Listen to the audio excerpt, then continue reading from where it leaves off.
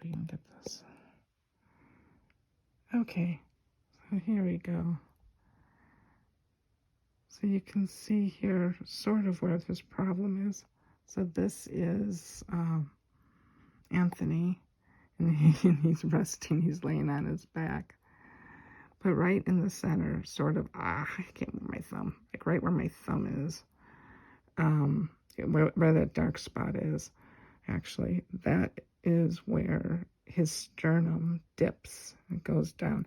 I'm going to try to hold the phone with my teeth and see if I can show you. So watch my finger. It'll go along and then it'll go down. I'll pause when it goes down and then it goes back up. So let me see if I can do this. And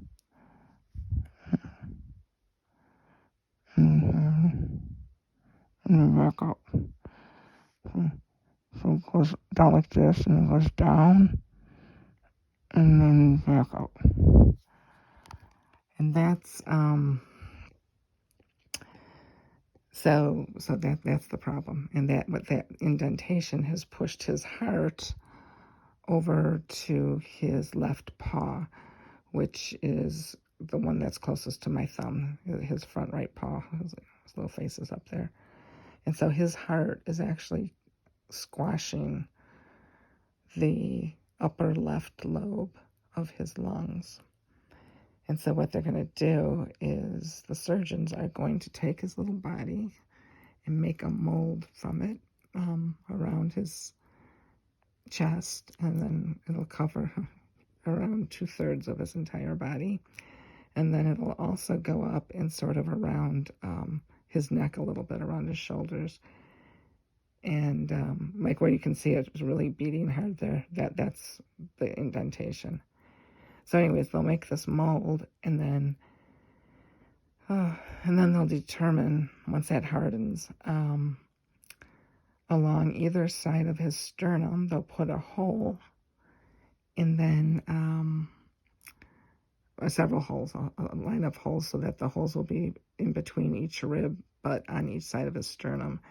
And then what they'll do is they will drill. Okay, so they've got those holes. What they'll do is put the splint on him, and they will put suture. The right word is suture when it's done, or is sutures, or put a suture in it. I don't know. The thread that's used for suturing. They'll put that through the hole in the. Sorry, I lose my words. They'll put the suture through the hole in the mold. This is actually a splint. In the splint, and then they'll put it in between his ribs, thread it underneath his sternum, come up on the other side of his sternum in between the ribs, and then through the hole on the mold. And so they'll do this many times throughout,